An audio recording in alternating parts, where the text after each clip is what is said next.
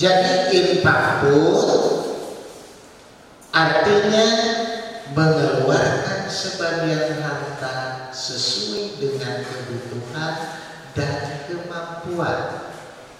Kalau ibu lalu dapat nafkah dari si bapak sesuai dengan kemampuannya kan? Sesuai dalam kemampuannya memberikan nafkah untuk bayaran sekolah, untuk beli sepatu, untuk makan dan minumnya. Itu namanya nafkah. Itu infak. Dan kita tidak berpikir masalah apakah dapat pahala atau tidak. Itu kita tidak berpikir kan. Pokoknya sesuai dengan kebutuhan. Sekarang tidak punya cengeng, coba minta 1.000 buat beli cengeng. Sesuai kebutuhan. Dan disesuaikan dengan kemampuan. Aduh, tidak sudah butuh gacan gajian bulan sekolah umpamanya. Nah inilah di dalam rumah tangga supaya menimbulkan kesakinatan harus ta'aruf. Si perempuan tahu penghasilannya berapa, lalu si laki-laki itu tahu sebagaimana kebutuhan di dalam rumah tangga. Di dalam bahasa Arab, dalam bab rumah tangga harus ta'aruf. Walaupun laki-laki anggaplah di dalam rumah tangga itu sebagai pimpinan, maka dalam Al-Quran atau hadis bagaikan tulang punggung. Sedangkan perempuan diibaratkan dari hadis sebagai tulang rusuk. Karena mental perempuan sikapnya manja dan cengeng. Sehingga Rasulullah mengatakan tulang rusuk yang paling atas. Apabila kamu dengan serentak untuk meluruskan, patahlah. Maka patah itu namanya cerailah kamu dengan istri. Maka di dalam bahasa Arab, istri itu ada nisa, istri itu ada mar'ah. Nisa asalnya dari nasya, artinya lupa. Artinya lupa. Maka perempuan banyak lupa. Bukan banyak lupa karena pikun, bukan. Ketika melahirkan dia menjerit, minta ampun segala lupa. Begitu selesai melahirkan, dia lupa punya anak lagi. Padahal tadi sudah menyakitkan. Maka perempuan dinamakan Anissa. Dinamakan mar'ah itu satu rumpun dengan kaca, cermin. Kaca di dalam bahasa Arab mir'atun. Karena jiwa perempuan bagaikan mir'ah. Kenapa? Apabila perempuan sudah luka, seumurnya sukar untuk diobati lagi. Maaf ya, kalau contoh suaminya selingkuh 1 kali, seumurnya pergi akan dicurigai. Betul kan? Nah, cenah yang memulih berjam sakit di mana dulu. Karena apa curiga demikian? Karena ada hati perempuan sudah retak bagaikan cermin. Cermin retak suka dilem lagi, tetap saja kelihatan retak. Maka mengenai masalah sedekah infak itu demikian. Maka saya buat definisi sesuai kebutuhannya. Dengan perempuan harus mengerti sesuai kemampuan penghasilan si suami. Kalau masing-masing demikian, itu akan aman. Dalam bahasa Quran disebut, dalam bahasa hadis ta'aruf. Perempuan mengetahui bagaimana kemampuan dan penghasilan suami, si suami mengetahui bagaimana keadaan si perempuan. Itu di dalam rumah tangga, pertama mesti rumah tangga niat karena Allah, niat ibadah karena Allah. Yang kedua, taruh. Maaf, agak sedikit ya kan, untuk jadi bekal kita semua. Jangan sampai kita di tengah jalan ada keributan. Karena pernah datang ke saya di Istiqomah mengenai istrinya untuk cerai, ada yang suaminya mau menceraikan, istrinya tidak menerima, macam-macam. Begitu saya selidiki bagaimana menurut ajaran Islam, kuncinya yang pertama, satu, tidak berniat ibadah. Umumnya masalah ibadah itu disembunyikan.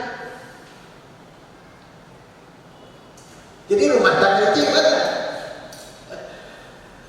Laki-laki memberikan nafkah itu ibadah.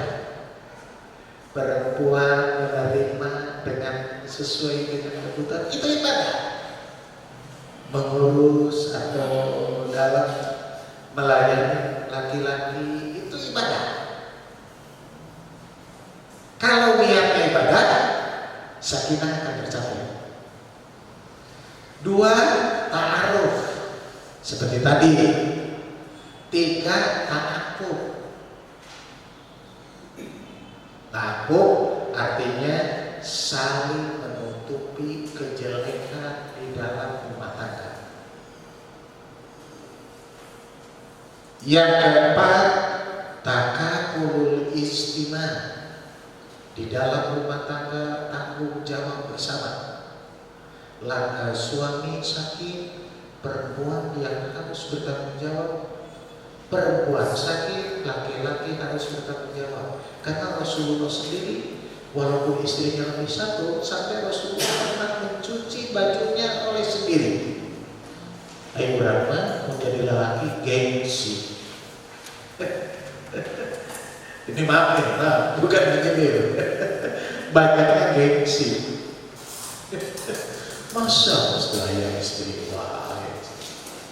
Dan kita harus tahu bahwa istri kita sibuk. Suami itu, suami sibuk, istri kita ikut membantu. Itu kalau ingin rumah tangga sakinah mawaddah warahmah.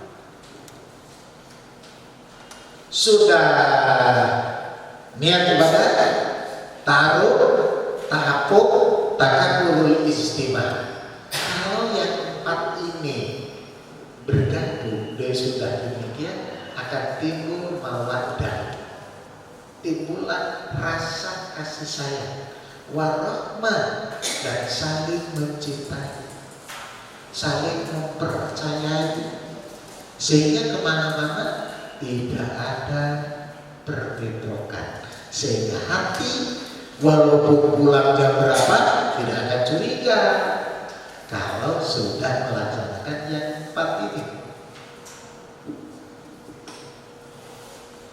Terus sekarang pembagian dari empat. Pertama, sedekah. Di sini mengeluarkan sebagian harta dengan mengharapkan pahala dari Allah. Tidak disebutkan dan tidak disebutkan, pasti getaran hati ada. Tidak lagi seorang suami memberikan harta dalam hatinya, getaran masalah dapat pahala ya. Kalau sedekah itu ada getaran di dalam hati untuk mendapatkan pahala dari Allah. Walaupun kecil,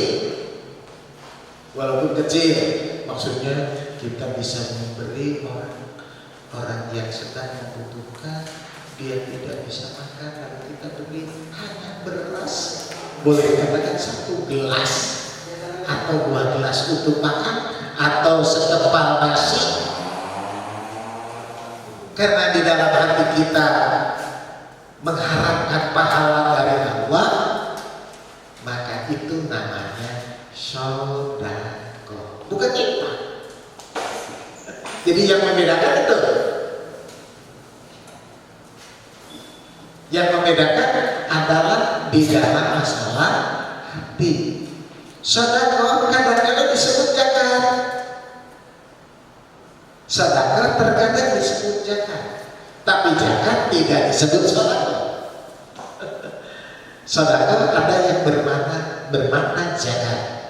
Di sini zakat ialah mengeluarkan sebagian harta tertentu. Karena tidak semua harta mesti dikeluarkan zakatnya. Saya membuka kitab hadis riwayat Ibnu Majah.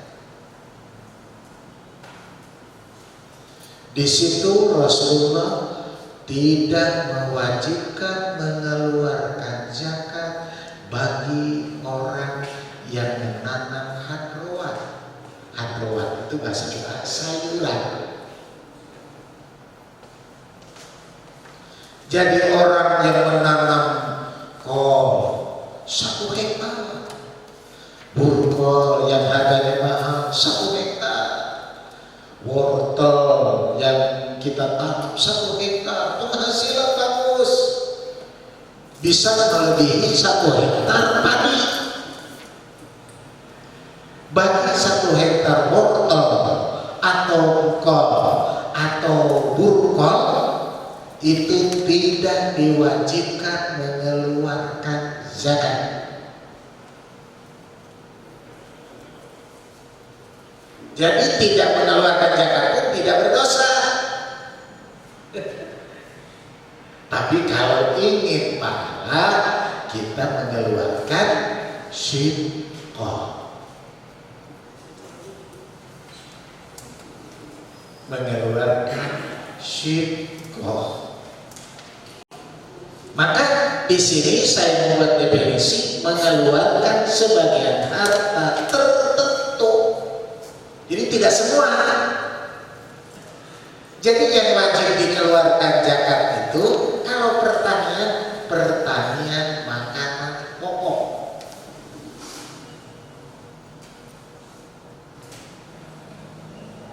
Umpamanya di sini biasa makan pokoknya jagung.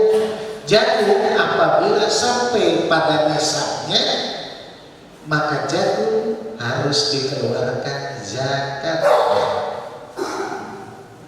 Di kita pertanian padi, maka padi harus dikeluarkan zakatnya. Karena apa?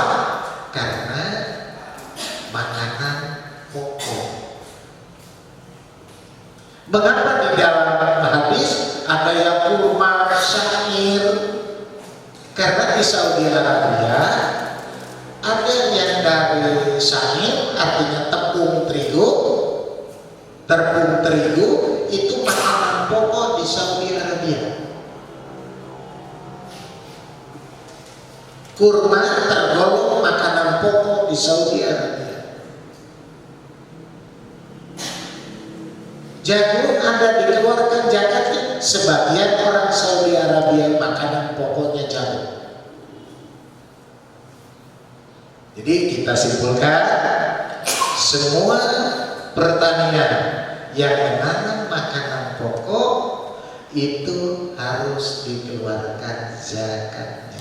Kalau makanan pokoknya kentang, begitu panen kentang sesuai sampai pada nisabnya mesti dikeluarkan zakatnya. Apabila sampai pada batas tertentu, kalau padi, kalau kuintalnya ada 2 pertanyaan, ada yang dihujani dengan air hujan atau dengan air sungai, tidak perlu pakai alat apa-apa, maka itu mesti 10% dari penghasilan dikeluarkan. Berapa batasnya? Itu sekitar kurang lebih 9 kuintal, 86 kilo, 860 kilo. Itu minimal sebegitu mesti dikeluarkan 10%. Lalu kalaulah tanaman padi itu disiram pakai alat, diambil, ditimba, disiram pakai emrat, hanya mengandalkan hujan dan siraman, atau sekarang agak modern memakai mesin, disebutkan mesin pompa, lalu kita salurkan, disiram oleh kita, maka itu zakatnya 5%. Itulah keadilan Allah. Yang tidak memakai penggunaan modal yang lebih besar 10%, pakai modal yang dengan penuh tenaga 5%. Ada masalah apabila sampai pada batas tertentu, utang minimal 5 harus dikeluarkan 1 ekor kambing dan seterusnya. Kalau kambing minimal 40 dikeluarkan 1 ekor kambing yang berumur 2 tahun. Nanti dalam diktat terperinci. Kalau di sini kita tuntut banyak sekali, sama. Ini secara global aja. Itu masalah zakat. Dengan ukuran tertentu seperti tadi, 10%, 5%, kambing unta dengan 5 unta, kambing 1. 10 unta jadi 2 dan seterusnya sampai 100 unta. Ada diterangkan di dalam hadis riwayat Bukhari. Kepada orang yang tertentu, yaitu kepada asnaf yang 8.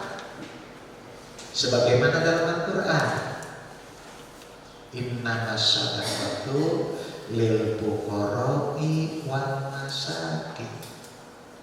Jadi bukan dibagi 8, awas.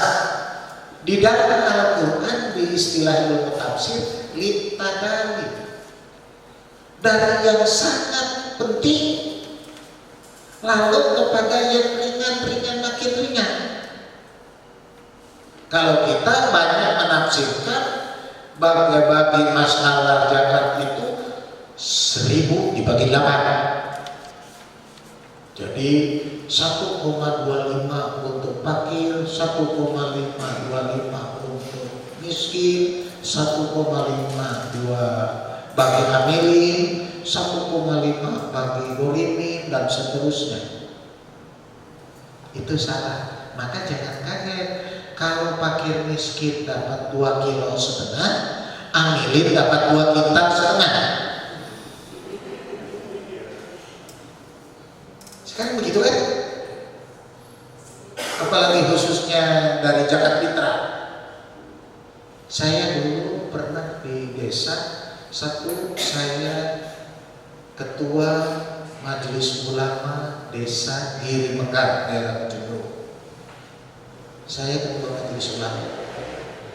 Lalu pas mendekati Idul Fitri, saya mencek semua tempat ibadah satu desa. Ada yang butuh tikarnya, karpetnya, ada yang butuh pengeras, ada yang butuh penelitiannya, bangunannya. Saya kumpulkan semua. Sudah kumpulkan, saya tadinya sisa dari pembagian zakat fitrah itu saya akan belikan, yang mampunya karpet di sini, karpet gitu. Tidak usah semua, mampunya segini, sekian persen kamu. Tentunya yang mic atau speakernya saya akan belikan. Rencananya sudah gitu. Apa yang terjadi? Begitu selesai Idul Fitri, saya ngecek ke gudang di desa, tidak ada satu butir beras pun. Jangan-jangan uang, karena uang mudah diambilnya.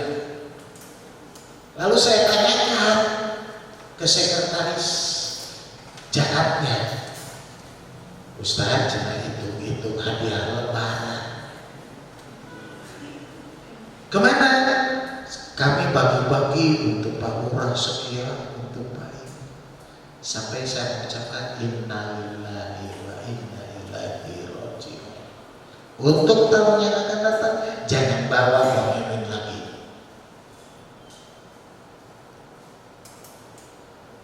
Itu. Karena apa?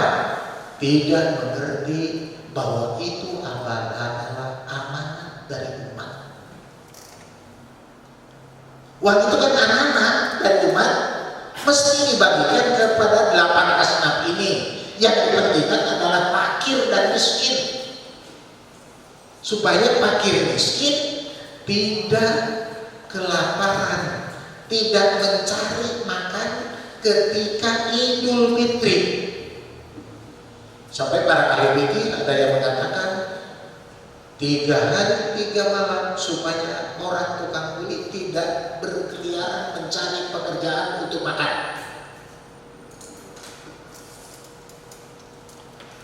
Maka saya ketika di dalam satu RW, kita dalam membagikan zakat harus sesuai dengan anggota keluarga. Anggota keluarga yang anggotanya hanya suami istri, atau suaminya saja, atau istrinya saja, jangan disamakan dengan keluarga yang punya anak 2, apalagi banyak. Harus dibedakan. Mengapa? Karena kalau hanya disesuaikan, ini 2,5 kilo, yang punya anak banyak 2,5 kilo lagi, bagaimana untuk makan 3 hari?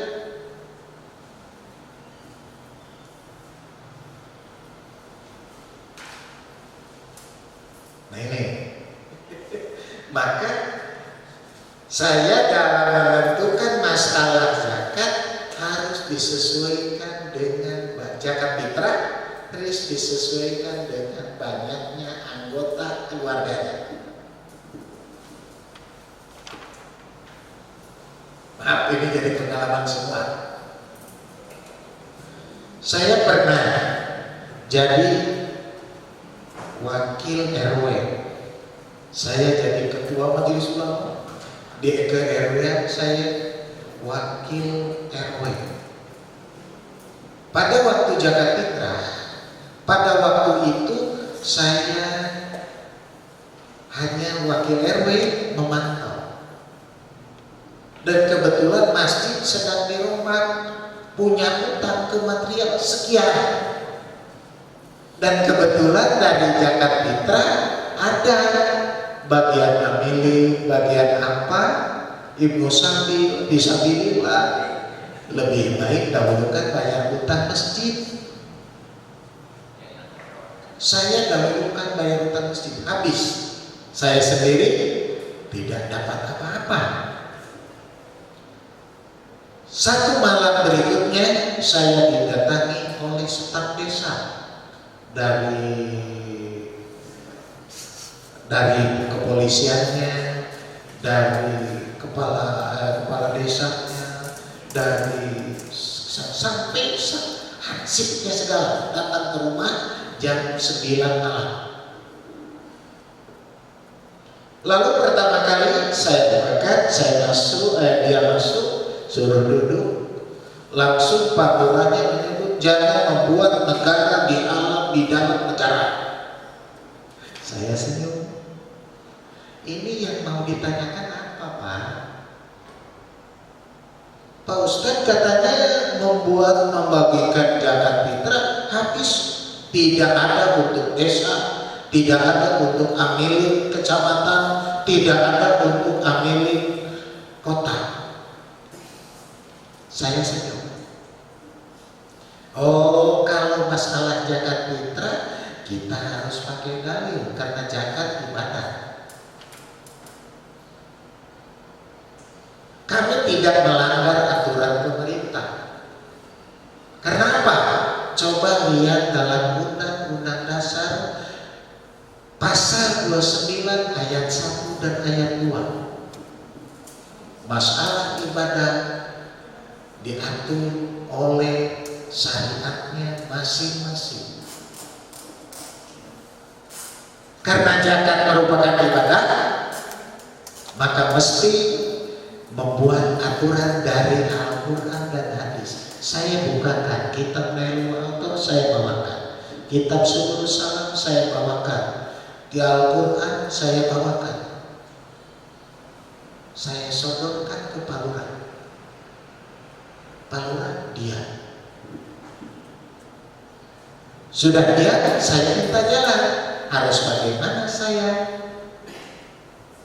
Tidak bisa menjawab. Akhirnya saya membuat kebijakan sendiri. Jadi yang diperlukan laporannya saya laporkan dan ambil dari sekretaris, saya laporkan ke Pak Lurah. Apa jawab Pak Lurah? Ada kata pembina? Ya sudah, itu laporan aja. Saya berikan laporan. Sekian dikeluarkan ke fakir dan miskin, sekian untuk masjid. Karena masjid adalah fisabilillah. Kan utang masjid ke material, ini banyak. Saya tutupi dengan itu. 3 hari 4 hari kemudian saya dipanggil ke kecamatan. Inilah resiko dalam panitia zakat fitrah mengenai zakat. Saya dipanggil, ada suratnya, saya dipanggil. Saya bawa kitab-kitab tadi, saya bawa tas karena takut ada sesuatu hal. Karena orang tidak kebagian biasanya emosinya tinggi kan. Ya sebagaimana kita membagikan kurban, orang yang nggak kebagian emosinya tinggi kan. Nah ini pun sama. Begitu datang saya ke kecamatan, saya dimarahi oleh desa kecamatan. Saya senyum aja. Sampai saya datang, Pak, kalau saya diundang untuk musyawarah, bukan untuk dimarahin. Saya marah ke Bapak, saya bisa. Saya marah ke Bapak, saya bisa. Tetapi saya diundang dalam undangan untuk musyawarah, bukan untuk dimarahin. Kalau dimarahin, ya saya tutupkan kitab, saya permisi keluar. Di luar dicegat lagi oleh dia. Akhirnya dia minta musyawarah. Oke, kita musyawarah. Bapak yang menentukan mana persentase untuk desa, amilin desa, dan amilin kecamatan, juga amilin kota. Dari mana batasan kalian? Karena zakat adalah ajaran Islam mesti berdasarkan Al-Quran dan hadis. Dia menyodorkan satu pendapat ulama. Saya katakan ini bukan hadis, Pak, ini pendapat ulama. Saya walaupun bukan ulama, saya bisa mengeluarkan pendapat itu. Saya bisa. Lalu balikan. Kalau Pak Ustadz mana dari? Saya bukakan Nailul Autor yang tanpa baris. Saya sodorkan. Sudah disodorkan, dia yang becus baca huruf Arab yang tak berbaris. Akhirnya sudah saya ledek dan saya jatuhkan. Apa artinya kalau diskusi dengan yang tak bermulut? Namun arahnya mana? Akhirnya dia diam. Akhirnya menerima atau keseharian nama penontonan itu rencanakan ke kota, sekian persen ke kota, sekian persen ke provinsi. Jentek, Pak, jangan-jangan untuk orang kota. Saya sendiri nih penelitiannya, saya tidak satu butir pun beras, jangan-jangan Pak, satu butir pun beras saya nggak ambil, karena masjid punya utang. Aduh, itu bisa nggak Pak bayar ini ke provinsi sampai mau tawar Pak. Dari mana saya untuk membayar? Pada waktu itu saya belum jadi pegawai negeri. Dari mana saya untuk membayar? Untuk makan pun saya masih berkeluyuran karena ada kasihan dari orang-orang yang diberi ceramah, orang itu hanya itu, dan tidak tahu, tidak bisa ditanya. Itu yang terjadi. Ini dalam penegakan masalah zakat. Jadi banyak salah menyelewengkan makna Al-Quran. Jadi dari fakir, miskin, amilin itu dianggap seperlapan, termasuk di Istiqomah dulu. Sampai saya dobrak.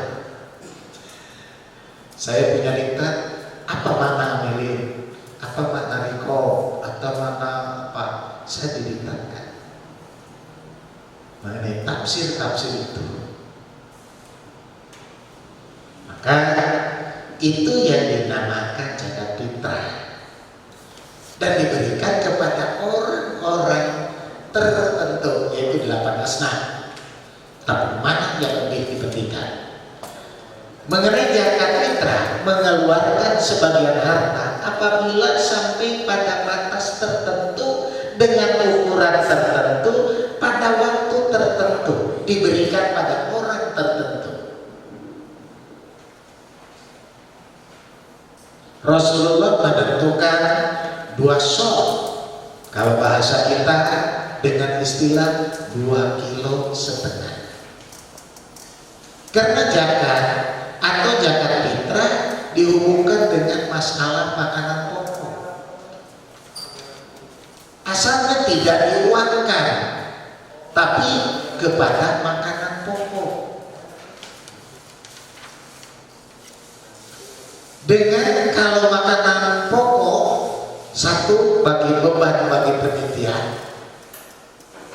2 bagi beban yang mengirimkannya. Kalau keluarganya banyak, dari 22,5 kilo per orang, pokoknya keluarganya ada 7 kali 2,5 kilo, hampir 20 kilo, 17,5 kilo. Bawa 17,5 kilo rebel. Timbul para ulama sampai ikhtilaf, tidak sah zakat fitrahnya kalau tidak dengan beras, tidak dengan makanan pokok. Maka di Istiqomah walaupun pakai uang lalu dibelikan kepada beras. Itu Istiqomah. Dengan membuat kebijakan supaya menengahi jangan timbulnya fitnah bahwa tidak sah, padahal sama. Yang memberikan dengan uang pun dengan seharga beras yang dia makan. Tapi jangan dikurangi. Maksudnya gini, hari makan beras Cianjur, hari zakat fitrah beras raskin, itu tidak boleh di dalam ayat Al-Quran. Mesti makan dengan makanan yang dimakan oleh pribadinya. Karena kalau tidak biasa berarti kita lain. Ini itu mengenai zakat fitrah. Jadi bolehkah dengan uang? Boleh, tapi seharga beras yang dimakan. Maka beras yang dimakan biasa di para panitia zakat suka ditentukan berasnya harga berapa per kilo. Ada yang 10.000, ada yang 15.000, tergantung apa yang dimakan. Jadi jangan kaget kalau beras zakat macam-macam. Panitia tidak boleh menolak. Dia makannya dengan beras raskin, lalu zakat fitrah dengan raskin, jangan menolak. Karena kemampuan dia sesuai dengan kemampuannya, ketentuannya.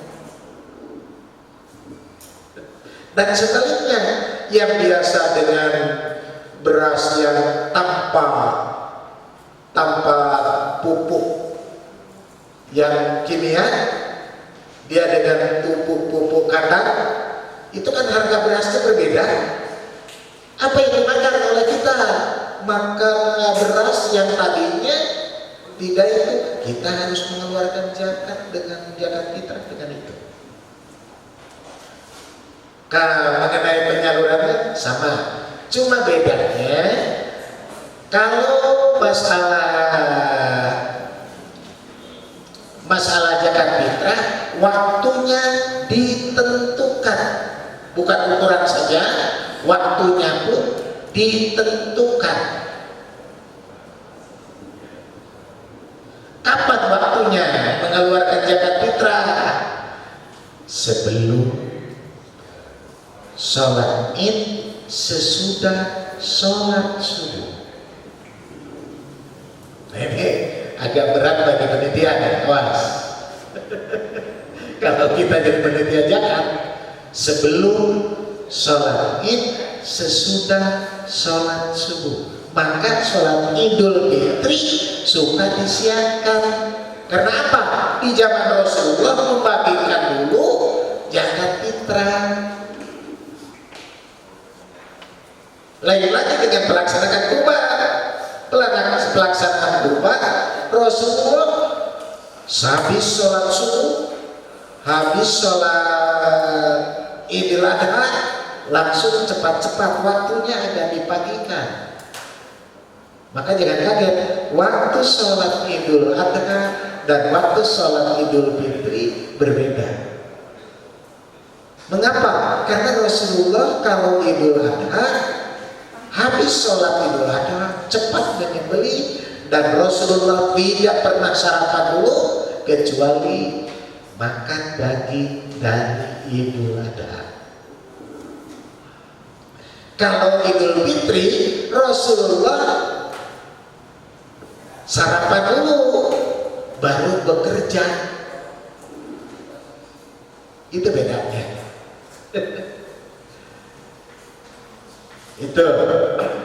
Itu sehubungan zakat fitrah. Sampai Rasulullah mengatakan barang siapa yang melaksanakan membagikan zakat fitrah sebelum atau sesudah, itu bukan tergolong zakat fitrah. Shadaqatu minas shadaqah. Hanya seperti sedekah biasa, bukan sedekah fitrah. Dalam bahasa lain, batal zakat fitrahnya.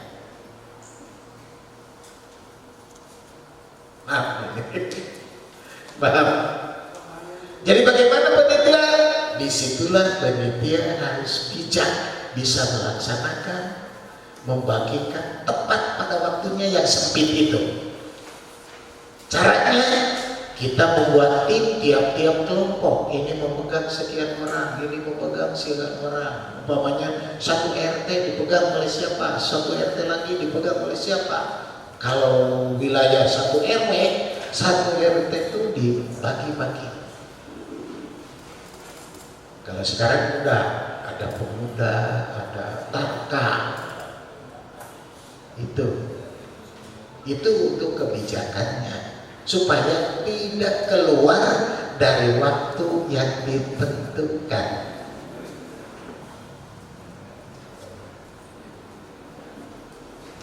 Itu mengenai dokter.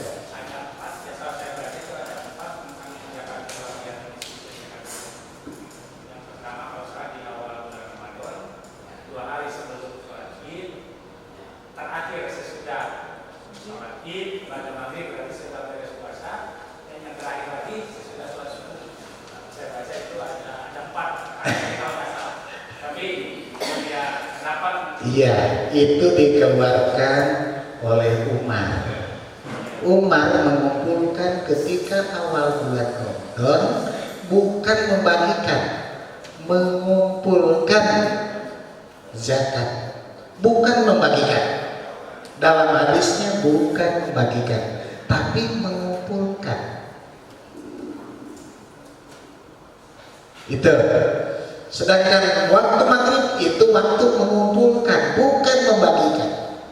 Yang dibatasi waktunya itu adalah membagikannya.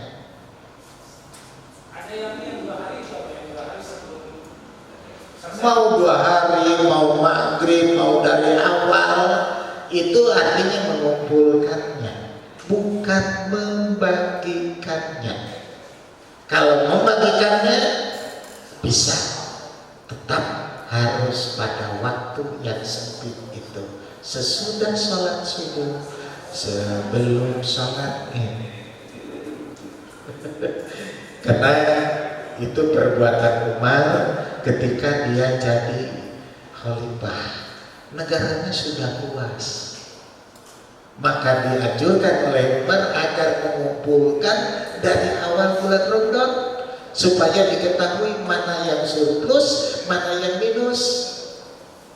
Dari dalam membagikannya dikirim ke sini karena minus, daerah ini kirimkan, daerah ini kirimkan.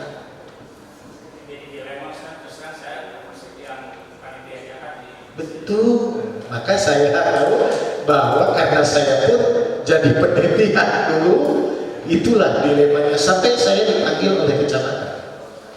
Bahkan dari basis kecamatan itu sesudah sholat asar terus beres.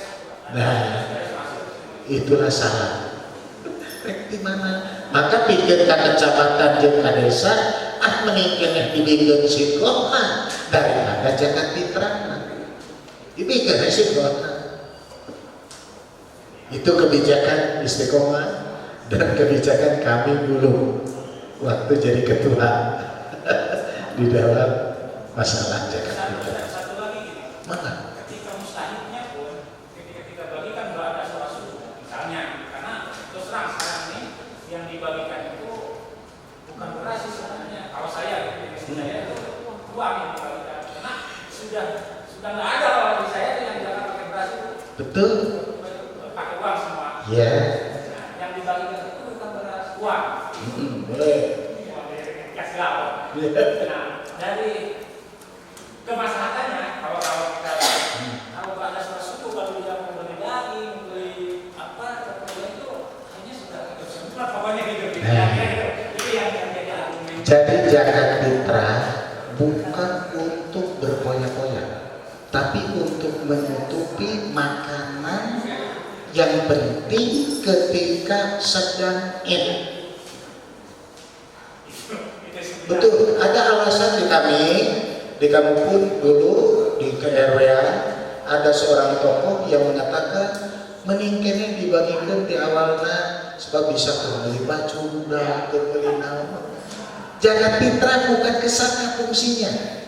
Zakat fitrah tuh mata lil saumi tuh matan lil masakin rotan lisaimi, memberi makanan kepada orang miskin dan menjadikan kebersihan amal bagi orang yang sahur.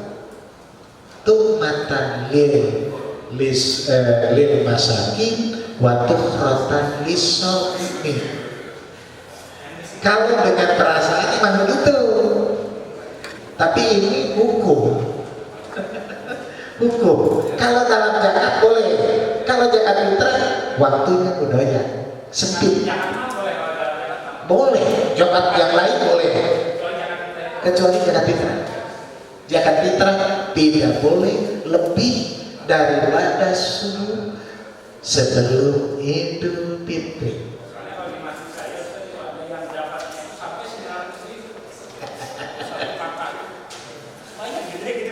Padahal di dalam ketentuan minimal 3 hari 3 malam orang yang biasa kuli untuk makan tidak bepergian. Maka dengan kebijakan ada yang dikasih beras dengan uang. Jadi berasnya tidak perlu beli deui. Sebab hari pas Idul warung kita tutup. Jadi mestinya kita buat kebijakan dengan membuat beras dan memberi uangnya. Nah, kita rasanya ibadah kan? Seperti tadi Baradena mandi junub. Bayar tahu. Hari gaduh hari saya. Itu karena saya sendiri pengalaman jadi saya tuh seksi Fatwa Majelis Ulama Kecamatan, saya sebagai ketua Majelis Ulama Desa, dan di KRW saya wakil RW dulu waktu saya masih di Ujung. Maka barusan ya nanya Paris, oh ini Bang Muhammad itu tahu bahwa Muhammad itu kan dulu seksi Fatwa di Majelis Ulama Ujung. Maaf, saya bukan menonjolkan itu, sekarang sudah pindah, jadi saya seperti masyarakat biasa. Cuma pengalaman saya beri catatan supaya orang lain jangan kaget kalau tidak seperti itu dipanggil. Apakah kalau tadi hadis dalam pengumpulan zakat waktu-waktunya saja ada beberapa versi yang menyebutkan gitu ya. Kalau pembagiannya apakah hanya ada satu hadis yang menyebutkan waktunya? Betul, ada beberapa hadis itu untuk membagikannya waktunya yang itu. Hanya ada satu waktu itu memang dari beberapa Hadisnya banyak, tapi maknanya sama ke sana. Gitu.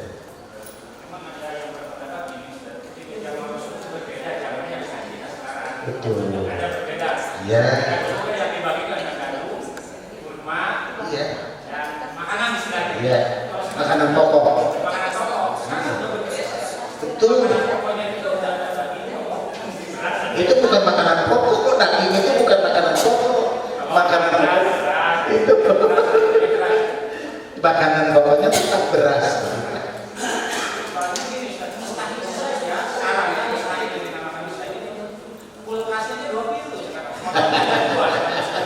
Jadi definisi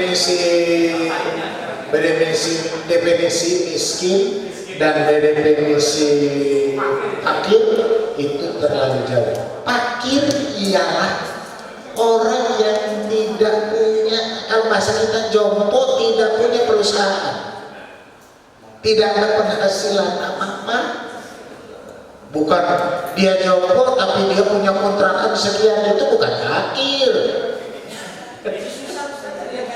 Nah, makanya mesti didahulukan dua macam ini dalam Al-Quran. Innamas shadaqatu lil fuqara'i wal masakin. Sekarang banyak Pak RT mendaftarkan orang-orang yang motor punya, rumah bagus, dikatakan miskin. Yang saya khawatir nanti jadilah anak bagi dia. Orang yang pura-pura sakit, Allah akan menakdirkan sakit beneran dan akan mati. Orang yang berpura-pura miskin, Allah akan menjadikan jadi miskin dan akan menimbulkan menjadi fakir. Ini khawatir dengan hadis tersebut. Maka sekarang kalau mengenai zakat fitrah atau zakat, ribut pada minta mengaku jadi amilin. Orang desa yang punya apa-apa dia jadi amilin, orang kecamatan sama dan ke atasnya. Padahal di dalam undang-undang yang dibuat oleh negara tidak demikian. Itu hanya dibuat oleh kebijakan daerah masing-masing.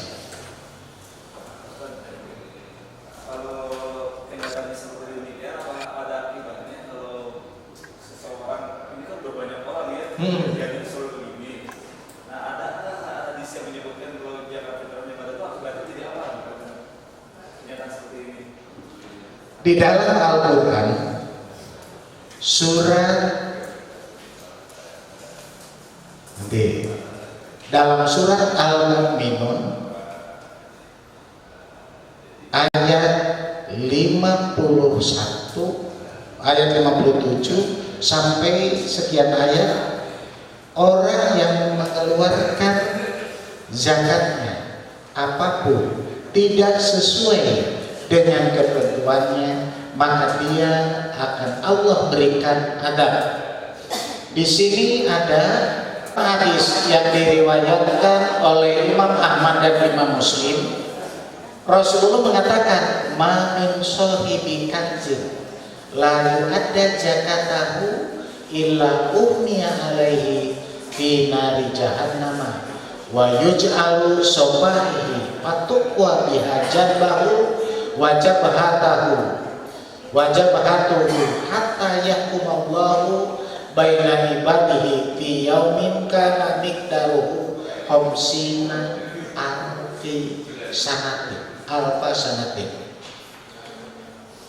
Seorang yang punya kekayaan tidak mengeluarkan zakatnya, maka dia akan dipanaskan dari api neraka jahanam, dan dia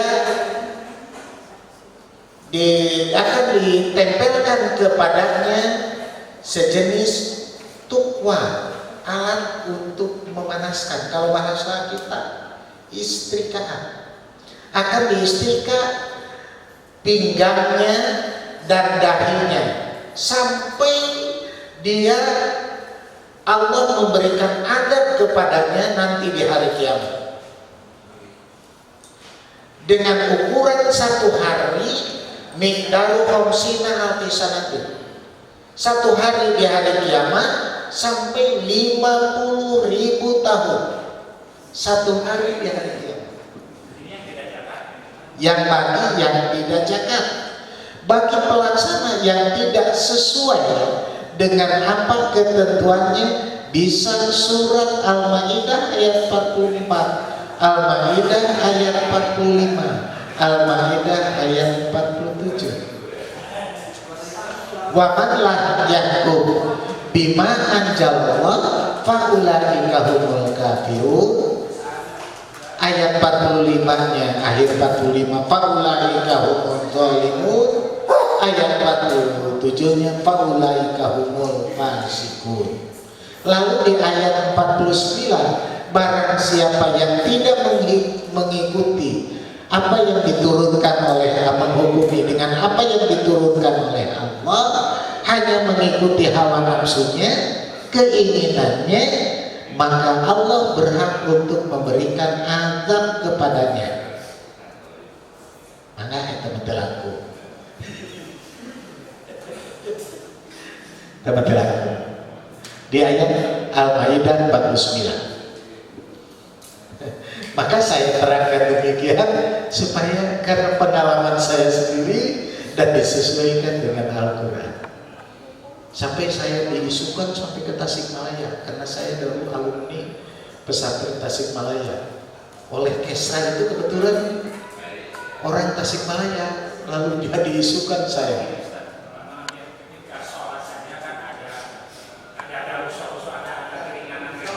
Betul. Apakah di jalan ini hanya tok seperti itu saja, misalnya hanya batas suku saja, nggak ada ilah kecualian atau lain-lain? Tidak ada, saya belum menemukan hadisnya kecuali dari waktu. Betul. Kalau sholat, ada rusak. Betul. Kalau zakat, masalahnya bukan badaniah, tapi ibadah maliyah, bukan badaniah. Kalau sholat jauh badaniah kan? Hari ieu mah rek gering, tetep nu gering teh ngaluarkeun kudu ngaluarkeun jarak pinter. Rek gering beunghar di mana panen tetep kudu ngaluarkeun sanajan boga gering. Ini zakat maliyah. Iya.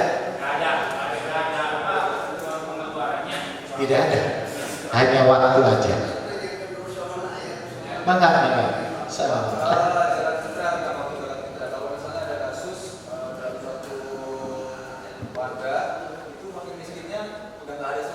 Mereka harus keluar kota yang lebih bagus 2 jam 3 jam.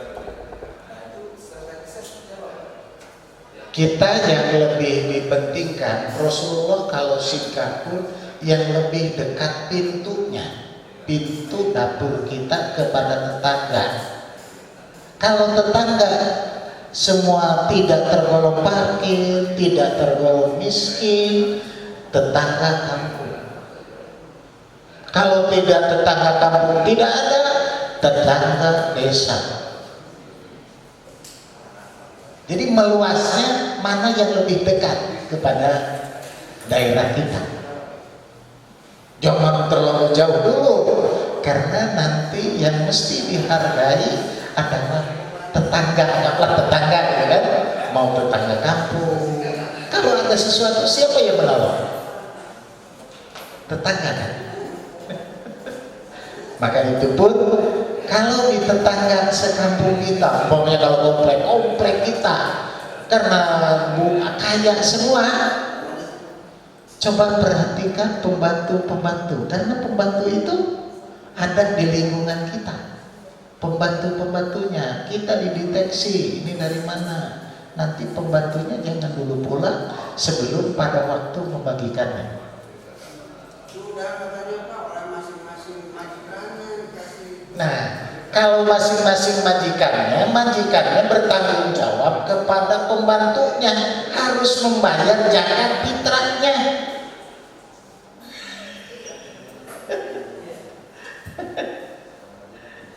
Betul nggak? Ada lagi, Pak? Saya pernah dengar Pak redaksi bahwa zakat fitrah itu pada zaman Rasulullah menggunakan rumah. Betul. Betul kan? Nah, terkait dengan hadis itu, berarti kalau kita menambahkan perjalanan kita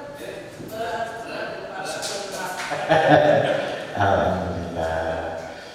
Hari di Arab mah aya beas, barulah makanan pokok teh paling minim kurma.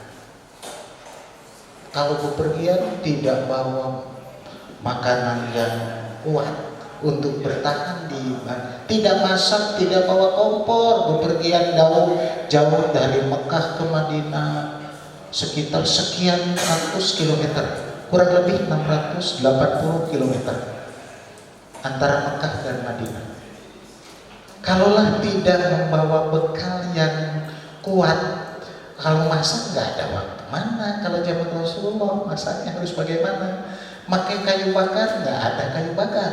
Pakai apa? Apalagi gas gitu. Pakai minyak pun nggak ada. Betul nggak? Karena gurun, pasir dan batu. Maka yang kuat untuk bekal jarak jauh dengan kurma. Ya, maka makanan pokok selain daripada gandum, terigu, itu diantaranya kurma. Maka zakat fitrah mengeluarkan oleh salah satu itu. Ngerti saudara? Maka orang ngobrol. Tadi yang kayak zakat tidak tepat pada waktunya bagi kita itu akibatnya buat orang seperti itu bagaimana, jadi kan jadi bakal tuh. Nah, yang berdosa adalah penelitiannya, karena tidak melaksanakan amanat yang ditentukan oleh Rasulullah. Ini maaf. Istilah ulama itu karena luas bakal dan kemampuan itu nggak bisa kita masuk kepada kenapa dalil itu karena Allah berhasil kita Betul. dalam ibadah juga dalam termasuk Betul. dalam maksiat dan lain-lain juga tidak Betul. bisa dimasukkan ke sana. Tapi tidak ada keterangan di zaman Rasulullah sampai sekarang pun yang menerangkan bahwa waktu zakat fitrah pembagiannya dirubah. Nah, Nanti di saat yang terpenting itu adalah substansinya kita memberi membahagiakan orang yang sedang berpuasa dan dia termasuk orang yang walaupun yaitu imul masakin, memberi makan kepada fakir miskin dan memberikan kebersihan kepada orang yang sahur. Memberi makannya sudah ditentukan, yaitu habis subuh sampai waktu Id. Itu Pak. Jadi tidak ada dengan istihad yang lain. Karena yang namanya istihad suatu pemikiran yang menimbulkan suatu hukum dan tidak bertentangan dengan pokok. al istihadu istifrogul wus'i fi nilil hukmi bil istimbati minal qur'ani was sunnati.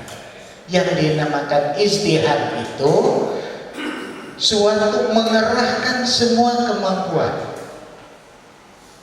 mengerahkan semua kemampuan, istifrogul wus'i fi nilil hukmi, di dalam menghasilkan ketentuan hukum. Diistimbat, diambil dari Al-Quran dan As-Sunnah. Itu namanya istihad. Ari ilmu nyelewengkeun Al-Quran atau Nabi Sunnah. Jadi lain istihad nu eta mah. Gitu. Mangga.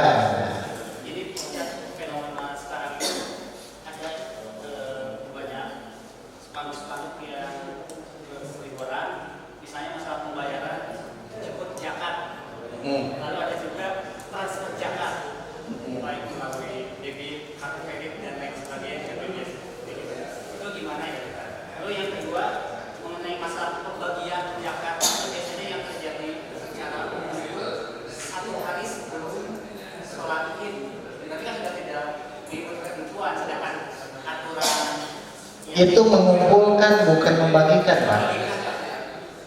Saya dalam hadisnya setelah dibuka tafsirnya, yang terjadi di masyarakat kan ya betul, selang maghrib atau betul, menit juga dibagikan. betul. Itu karena melanggar kepada aturan Rasulullah. Kalau masalah tadi, yang pertama apa? Tentang pembayaran jemput zakat. Jemput zakat itu bukan zakat fitrah, tapi zakat mal, zakat yang lainnya. Tidak ada ketentuan zakat. Kalau itu kapan saja untuk dibagikan? Zakat itu yang 8 nasab itu yang Ya itu, tetap nasabnya tetap. jadi zakat kalau zakat kita tetap harus dibayar di lingkungan. Yang lebih baik di lingkungannya, gitu. Bisa dengan kita punya Jakarta. Sedang Jakarta bagikan yang makan kan Makanya itu saya terangkan pengalaman saya sendiri supaya bapak dan ibu tabah walaupun dipanggil kecamatan harus siap karena pengalaman saya sendiri. Gitu.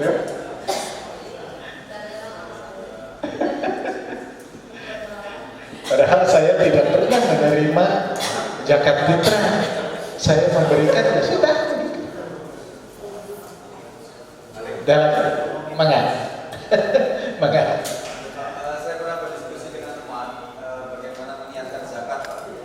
Nah, rasanya kalau kita menyiapkan zakat, mengeluarkan zakat kita, bukan zakat mal, fitrah, zakat mal misalnya, apa? Kalau dia niatkan, kalau saya mengeluarkan harta saya zakatkan, itu berarti niat yang salah. Karena zakat itu adalah bukan harta kita, tapi adalah harta orang lain. Iya, yang titipan. Nah, betul memang benar, Pak. Kalau niatnya seperti itu, berarti salah niatnya. Artinya kita niatnya adalah mengeluarkan harta yang bukan milik kita. Jadi di dalam Al-Quran juga di dalam hadis, maaf ya,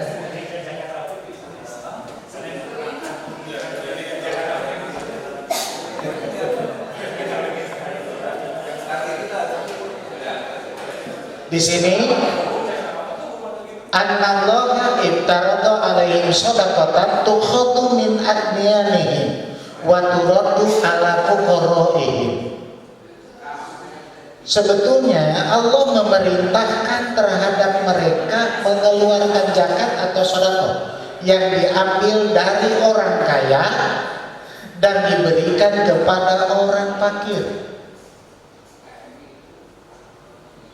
Waktunya tidak diterangkan. Wa inhum atau lidzalika fa iyyaka wa karamika amwalihim. Jadi tidak dijelaskan. Jadi zakat itu membagikannya bebas. Sekarang kita panen padi karena belum kering, kita jemur dulu. Atau umpamanya kita pisahkan kalau sawah kita 10%, lalu dikeringkan dulu, lalu kita giling dulu, bagikan berasnya, nggak jadi masalah. Bagaimana sudah ada keterangan Bukan yang hadis itu di zaman Rasulullah masih ada. Jadi kalau sudah wafat tuh nggak ada keterangan lagi, nggak ada sahabat itu yang menerangkan atau apa. Ya itu ada keterangan juga di zaman Umar untuk mengumpulkan karena luasnya daerah wilayah ketika Khalifah Umar. Jadi bukan membagikan itu. Bukan membagikan, tapi iya. Nggak usah sekilas bacanya, nggak apa-apa ya. Boleh membagikan zakat di hari awal, di Ramadan. Padahal 2 hari sebelum beres bulan Ramadan, menjelang akhir, dan ibadah salat maghrib setelah habis puasa dan yang ibadah salat subuh. itu mengumpulkan.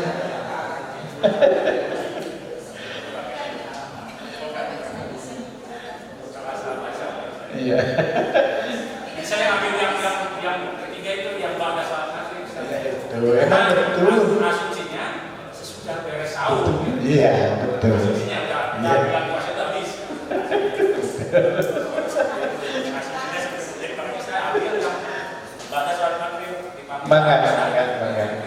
Pilih ayat ini. Pak, saya tertarik dengan sekali zakat dan bab waris, Pak. Bab waris itu nanti pertemuan terakhir. Ada pertemuan terakhir. Toharoh, sholat, zakat, saum, haji, terakhir. Karena 6 kali pertemuan kan. Terakhir bab waris. Tapi itu pun tidak mungkin bisa tercapai semuanya. Kalau 1 kali pertemuan paling juga gambaran-gambarannya saja. Untuk seterusnya mungkin di periode kedua. Periode kedua, insya Allah, karena saya sudah membagi untuk bab waris minimal 10 kali pertemuan. Tapi kita singkat, 8 kali pertemuan boleh, tapi harus membawa kasus. Karena harus membawa kasus. Gitu. Kalau tanpa membawa kasus, kita akan tidak mengerti. Apalagi di dalam buku-buku paroid, itu semua hanya diterangkan dengan tulisan, tidak dipetakan, sehingga kita bingung. Maka teknik saya dipetakan, pakai peta. Bapaknya kasus ini, bapaknya meninggal, lalu bapaknya punya anak berapa, lalu punya istri, lalu kelihat ke atas punya bapaknya enggak, si almarhum ini punya ibunya enggak, punya nanti saudaranya, saudara seibu sebapak, saudara sebapak, saudara seibu, lalu punya pamannya, kalau ini tidak ada punya paman seibu sebapak, paman sebapak, paman sebapak, lalu tidak ada anak saudara. Itu harus pakai peta. Sekarang masih di bawah zakat ya. Sekarang masih di bawah zakat. Saya ada banyak sekali yang zakat mal. Iya. Itu cara pembagian. Karena ada yang seorang itu yang jatuh sampai 8 juta, 7 juta. Iya. Dan dia titip, ya kasih DK penuh misalnya. Iya. Si penjahatnya itu boleh nggak? Jadi si penjahat saya mau menjahat istrinya, nantilah DKM sebelah dikasih lagi istilahnya. Oh, boleh. Boleh karena penjahat nggak apa-apa. Iya. Tapi tetap prioritas utama kan orang masakin. Iya. Yang mesti didahulukan fuqara dan masakin. Mangga. Ini pertanyaan untuk yang panitia zakat, apakah kan dari kalau dari zaman Umar semua dikumpulkan di rumah harus bagikan dari pembayar, apakah kan sekarang istilahnya tidak ada pembayar, apakah itu dibolehkan setiap DKM memungut dan membagikannya sendiri, ataukah boleh juga misalkan karena kalau misalkan saya masih ke DKM kan mencalonkannya tidak sesuai dengan jadwal Rasul. Bagaimana kalau misalkan keluarga saya sendiri terus melaksanakan zakatnya pada saat itu, pada waktu subuh dan subuh. Boleh. Sekarang arti amalin dulu. Saya buka di dalam tafsir Guru Mansur, tafsir Ibnu Katsir, tafsir Al-Marogi. Apa yang dinamakan amilin? Jangan jadi amilin. Maaf. Amil, amal. Amilin orang yang mengamalkan, pelaksana. Siapakah yang tergolong amilin itu? Satu, yang mencatat, bahasa kita sekretaris. Dua, yang mengumpulkan. Tiga, yang menjaga keamanannya. Sehingga satpam yang menjaga masalah zakat itu berhak untuk menerima zakat. Kita karena waktu maghrib kita teruskan nanti.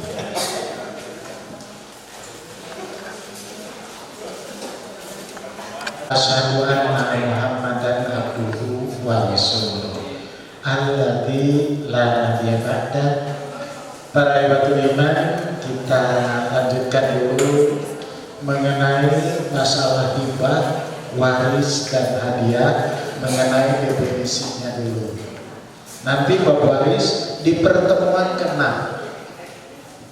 hibah pun dengan hadiah itu di pertemuan ke-6.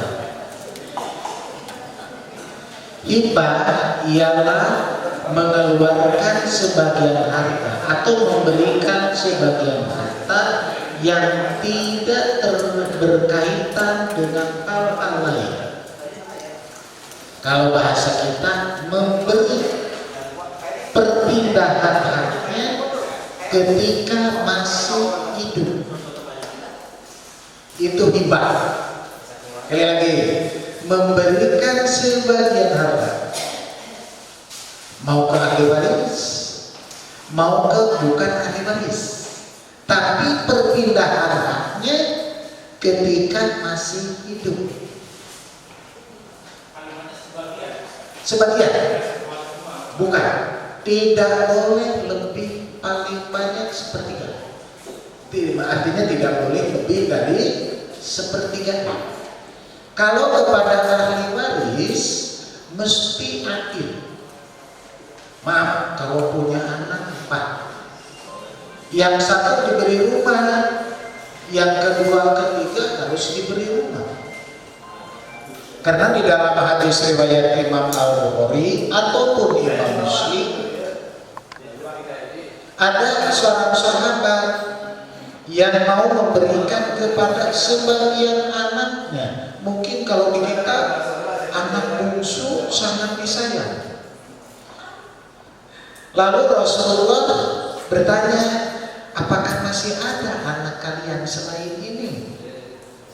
Sahabat menjawab, kalau ada, mengapa tidak diberikan kepada diberi semua?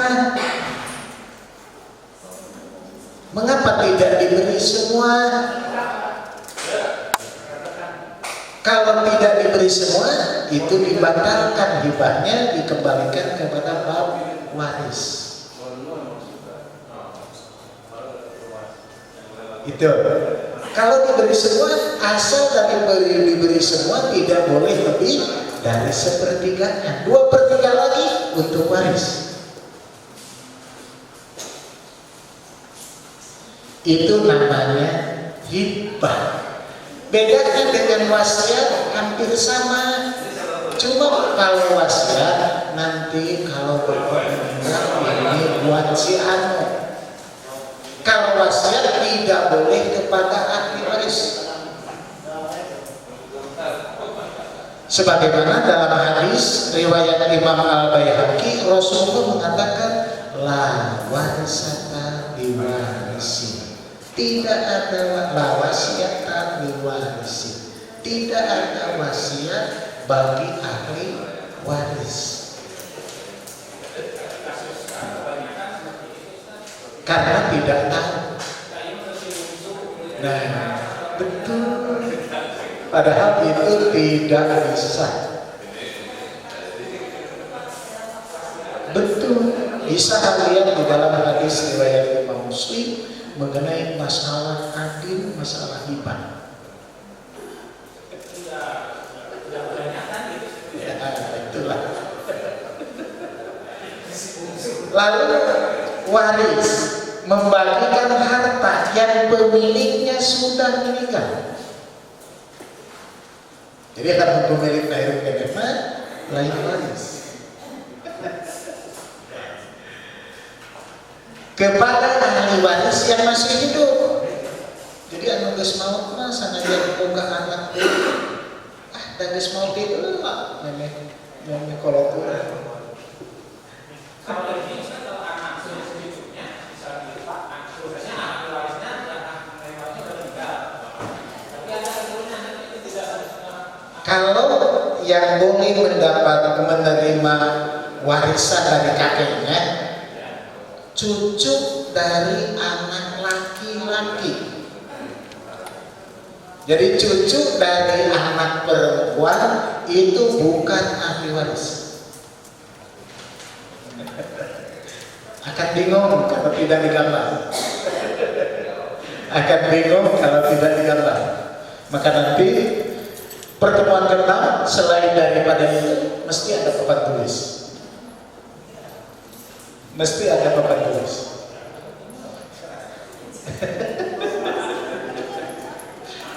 Maaf.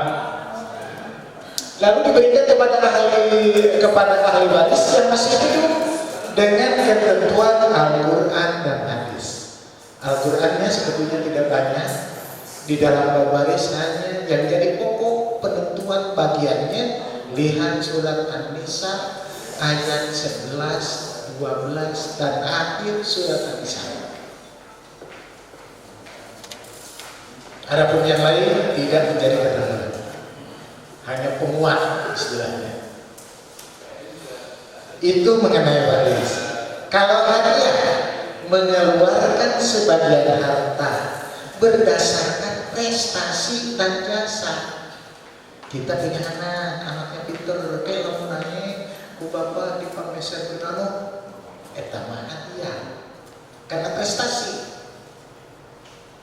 Atau kita mendapatkan musibah di jalan, lalu ada orang yang menolong, mengantarkan kita ke rumah, lalu kita beri hadiah.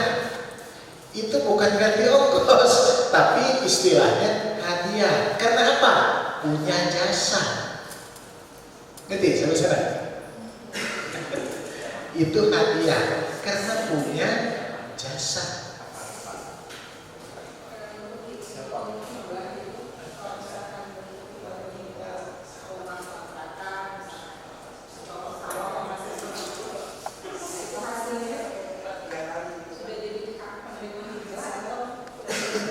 Ya jelas kalau yang menjadi pokoknya sudah diberikan, hasilnya pun harus diberikan.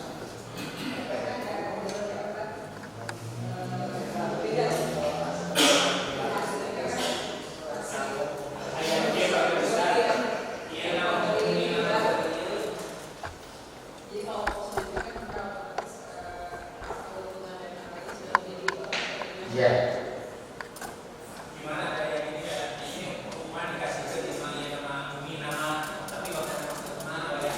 Dan salah satu rumah masih itu ada yang seperti itu. Jadi itu sama penghasilannya masih tetap itu di kita harus bijak kepada perasaan orang tua.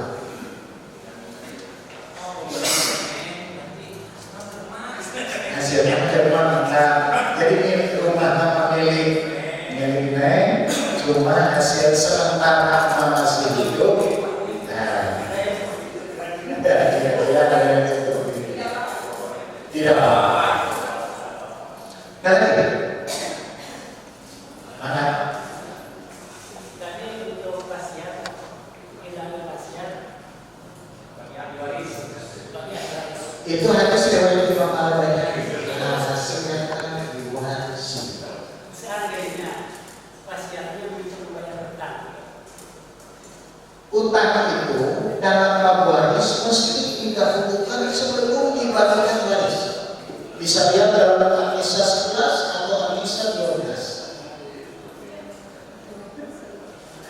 Jadi utang didahulukan dulu, setelah selesai utang tidak perlu harta warisnya habis, wajarnya ahli warisnya menanggung warisan utang bapaknya atau ibunya. Tidak boleh gugur, karena oleh hadis tidak dikatakan wasiat kalau ada ahli waris.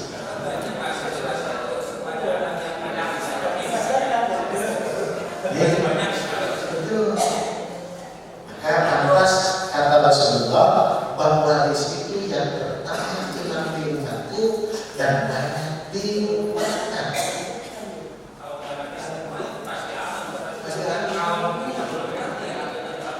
Yaitu sehingga Rasulullah juga mengatakan, sehingga ada seorang yang memilikikan masalah waris lalu mencari yang bisa memecahkan karena sudah dilupakan, tidak ditemukan sehingga timbul perpecahan. Masih penting perpecahan, tidak kenal saja ada yang saling membunuh. Maaf ini sangat sensitif sekali. Sangat sensitif sekali.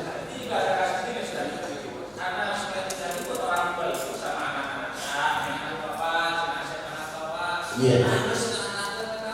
Nah, coba tinggali surat Al-Maidah ayat 44, 45, 47 dan 49. Silakan yang bawa. Wa man lam yahkum bima anzalallah fa ulaika humul kafirun. Wa man lam yahkum bima anzalallah fa ulaika humul zalimun. Itu ayat 45. Di dalam ayat 47, wa man lam yahkum bima anzalallah fa ulaika humul fasiqun. Di ayat 49 ya, barang siapa yang tidak menentukan dengan hukum yang Allah turunkan lalu dia mengikuti keinginannya sendiri, maka Allah berhak untuk memberikan musibah kepadanya. Ada yang berlaku ada musibah tidak? Betul.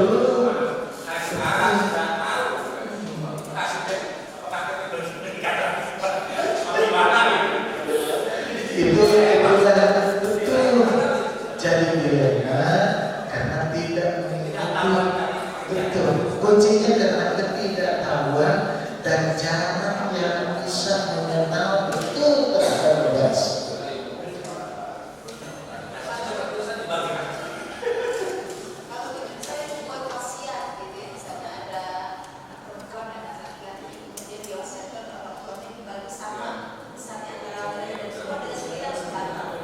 Kalau wasiat itu tidak boleh kepada ahli waris. Maksudnya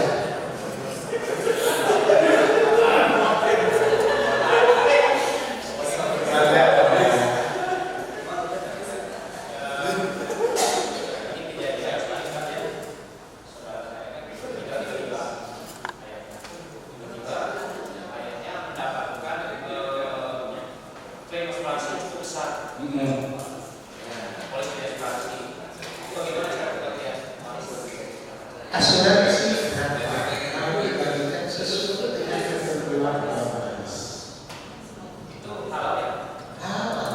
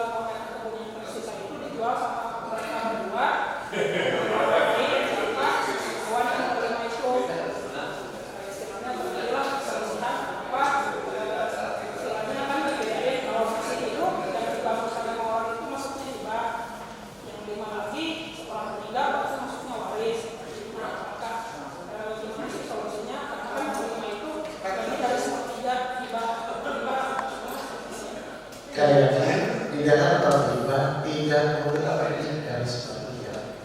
Dua harus aktif kalau khidmat terhadap keluarga. Jadi kalau tadi lebih dari sepertiga mesti dikurangi. Tetapi tidak adil ada yang dua orang tidak dikasih hibah, berarti hibah itu batal semua. Harus dikembalikan kepada korban semua. Karena Rasulullah ketika ada yang bertanya, saya akan berikan hibah ke sini. Apakah masih ada? Ada. Tapi saya juga memberikan ke sana. Ya, kata Rasulullah kembalikan kepada korban semua. Jadi kembali adil kan? Kalau ke semua, semuanya jadi belum.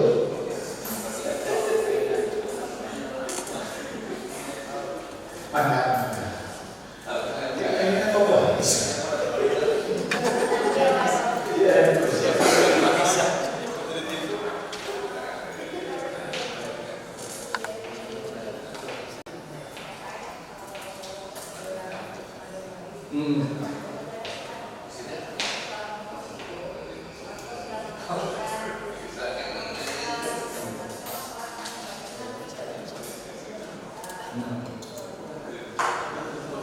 Kalau dibandingkan dari segi kalau rata itu bertentangan dengan saudara mengatakan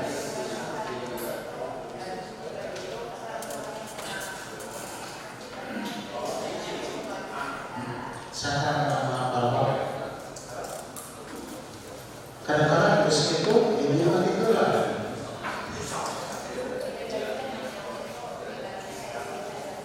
betul.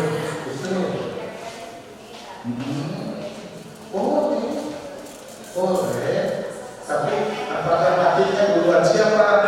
Kalau duluannya meninggal kan jadi lebih tadi mengakwan.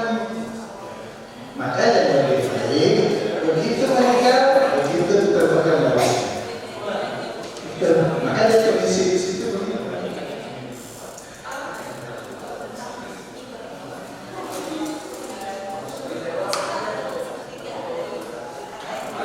Seperti itu.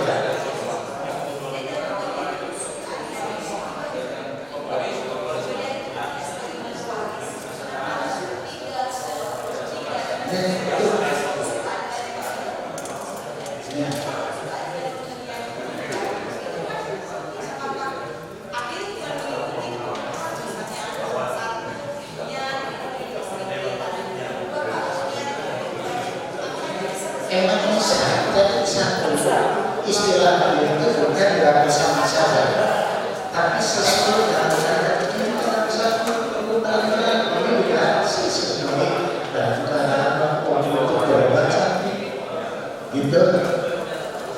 Mana?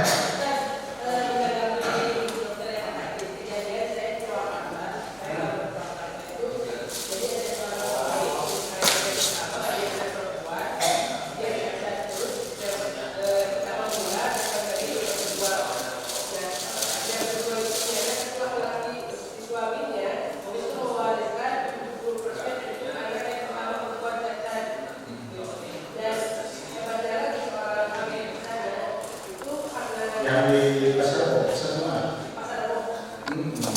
Amon.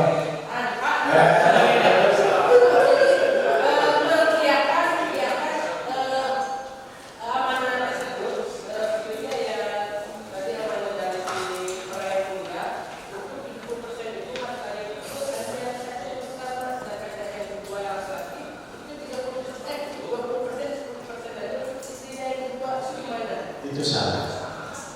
Kalau di dalam waris istri dapat 1/8, lalu anak laki-laki yang 7/8-nya bagi anak laki-laki 2 bagian dari anak perempuan.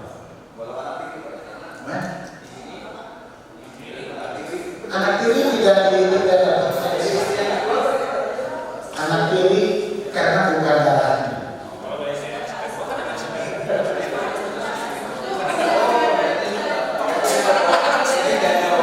Coba kamu lihat di dalam surat Al-Baqarah sendiri.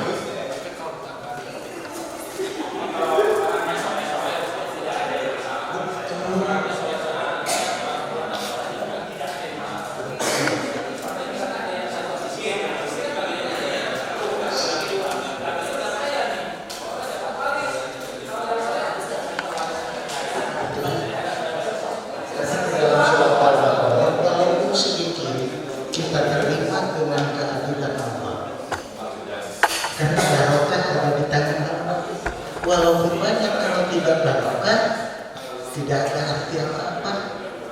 Kalau khususnya seperti ini bagaimana?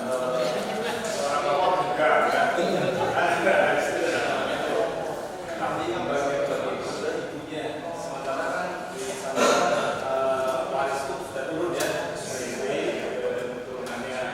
Tetapi yang bagi ibunya sendiri yang memiliki si A, ini. Yaitu lihat pada surat Al-Maidah tadi.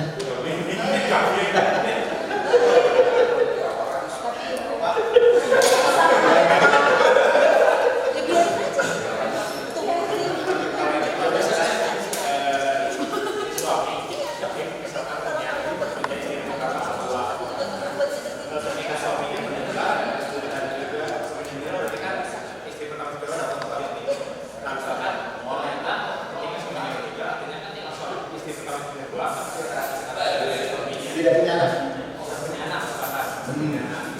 Ternyata istri pertamanya itu meninggal juga, maka anak dari istri kedua dia dapat waris atau tidak? Kalau dari bapaknya dapat waris. Kalau dari istri yang pertama, kalau anak itu dari istri yang kedua, itu tidak menerima waris dari istri yang pertama karena bukan anaknya.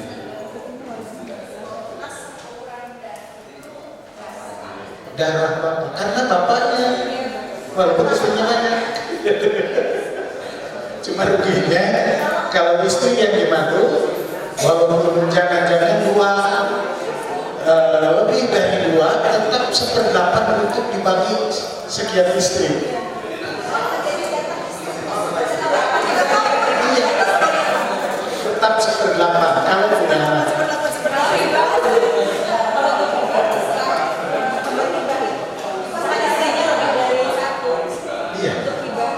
Kita kalau atau istri yang pertama, istri yang kedua, tapi tidak boleh lebih dari 1/3.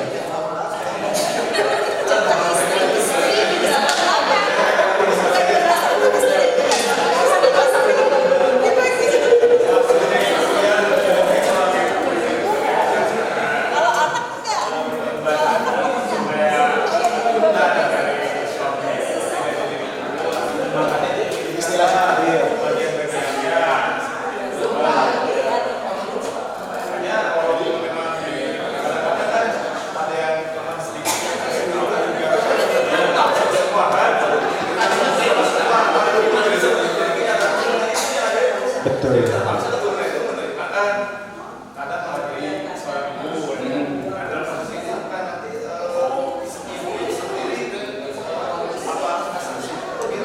Jelas dengan sanksinya. Allah itu maha tahu. Maka kita yang tahu harus memberi peringatan biar dia bertobat kepada Allah dan meminta maaf kepada anak-anak dalam penyelesaian bab waris. Karena ibu tergolong orang kafir, orang dolim, dan orang fasik. Kalau kita menunggu aja, kasusnya yang bapak tadi itu menunggu tinggal tadi yang pas sama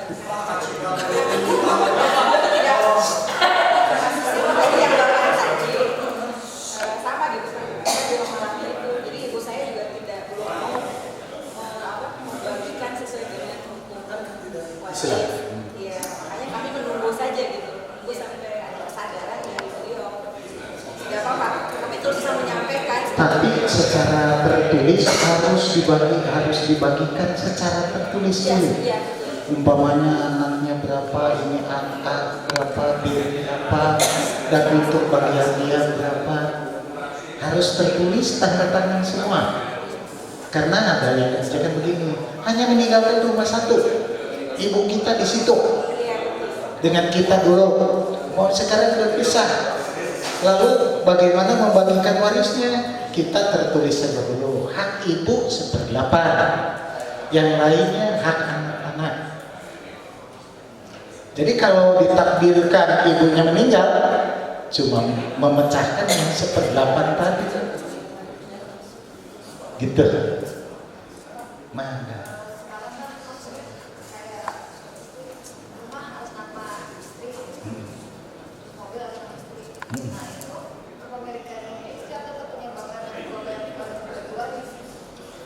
Kalau sudah diatasnamakan dengan dasar memberi, bukan nitip,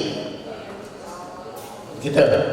Karena adanya istilah nitip. Saya pernah menyelesaikan ke sini karena bapaknya sibuk ke sana kemari sebagai abri, pindah ke sana, si ibunya hanya ngurus anaknya.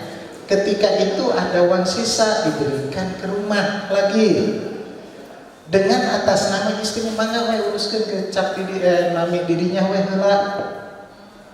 Maka saya tanya, apakah ini nitip atau dikasih? Kalau dikasih berarti hak ibu.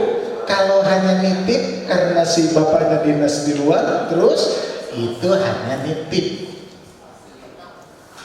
Gitu. Karena yang mesti dibagikan harus yang harta jelas pemiliknya. Sehingga dalam pemecahan masalah waris ada 3 langkah. 1 harus jelas silsilah ahli waris, 2 harus jelas kepemilikan harta. Ini punya siapa? Punya ibu atau punya bapaknya? Itu. Pertanyaan.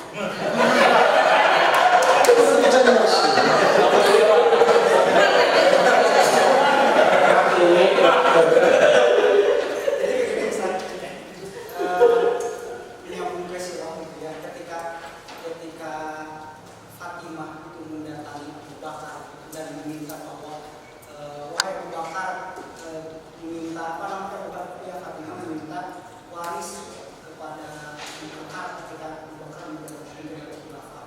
Tapi sama Abu Bakar ini kan tidak dikasih karena memang katanya tidak ada waris buat Fatimah. Ini menurut Ustaz gimana? Hari Fatimah tapi tersalah.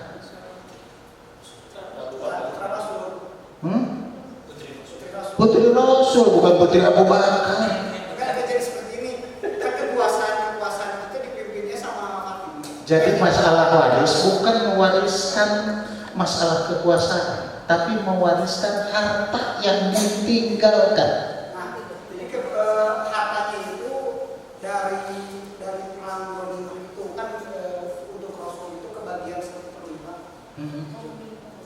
Itu bukan waris, sayang. Ghanimah itu bukan termasuk waris. Ghanimah itu tidak termasuk waris. Maka definisi waris membagikan harta yang pemiliknya sudah meninggal. Ari ghanimah saha pemiliknya?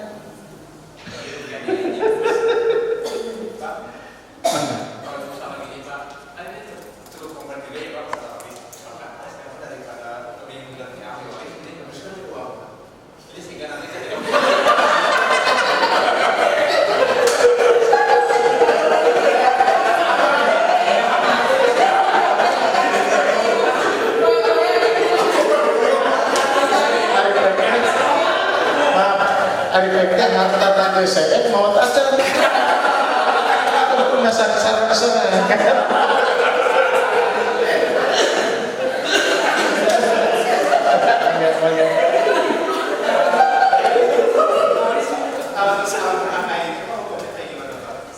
itu penghamburan harta dengan bukan pada jalan Allah, itu akhirnya durhaka tergolong dolim. Tetap harus tidak lebih dari 1/3 harta. Iya, sama.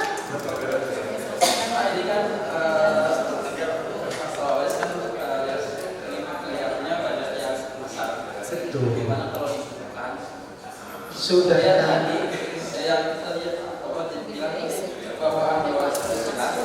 betul. Silsilah kematian. Mana yang dulu mati, mana yang kedua, itu harus tahu. Itu. Jadi masalah waris kami sudah canangkan untuk pertemuan ke-6.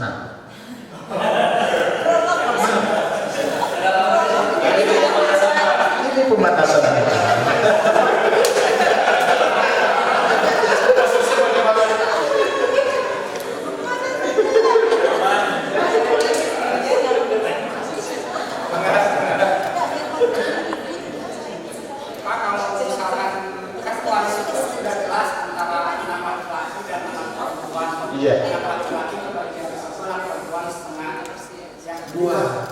anak laki-laki 2.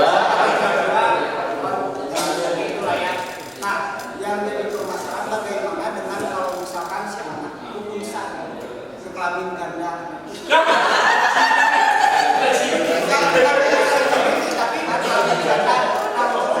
Kelaminnya bisa ganda, tetapi rahimnya tidak pernah bisa ganda. Kelaminnya bisa ganda. Ya, betul, kelaminnya bisa ganda, tetapi rahim tidak akan bisa ganda. Ada rasa dari saya pun tadinya perempuan, jadi laki-laki, jadi laki-laki benar itu. Karena kelaminnya 2. Tadinya 2. Karena jadi memang dari keturunannya memang gennya memang ada 2 gitu. Iya. Kalau kelamin bisa ada 2 mau 3 terserah. Tetapi rahimnya ada berapa? Nah, kalau rahim bagi perempuan, kalau ada rahimnya berarti perempuan. Kalau tidak ada rahimnya, biar dirubah kelaminnya juga tetap laki-laki sebagai nasib si Dorce. Sampai saya pada dokter bedah rahim. Sampai ke dokter bedah, dok sebetulnya yang asalnya perempuan jadi laki-laki itu kasus soalisnya melihat rahim. ini apa? Apakah laki-laki atau perempuan? Karena yang membedakan laki-laki dan perempuan yang inti bukan masalah bentuk kelamin, tapi rahim. Rahim itu tidak bisa ada ganda ya rahim yang bentuk kemih terpisah.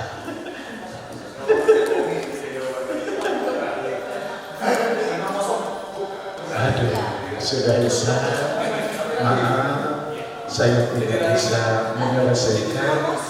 Kita sampai Isa saja. Dan insya Allah, dan juga maaf kepada penitia dan ini tidak membagikan diktat, karena tadi diktat saya diberikan apa, mau difotokopi, ditik dulu covernya, dan Pak Mufa itu ada musibah dari keluarganya sehingga dia tidak sempat dan belum selesai. Tapi insya Allah di waktu pertemuan yang akan datang bab zakat sudah kita bisa baca. Walaupun intinya tadi itulah yang saya bisa sampaikan. Sebetulnya bab waris nanti pertemuan kedua. Jadi bab saum dulu, bab haji. Bab saum, bab haji bisa disingkat. Bab saum bisa disingkat, bab haji bisa disingkat. Mungkin nantinya dengan bab sholat sunat itu bisa dibahas. Tadinya mau membahas masalah bab sholat sunat, karena masalah itu definisi waris belum bisa sampaikan, maka saya sampaikan. Para ulama yang mengharap keridhaan Allah Subhanahu wa Ta'ala, mudah-mudahan pertemuan ini tidak membosankan dan bisa berkembang mengenai ilmu kita bagaimana secara ilmu Islam, karena di luar Islam tidak ada waris. Di dalam kitab Alkitab, di dalam kitab Hindu tidak ada waris, hanya di Islam.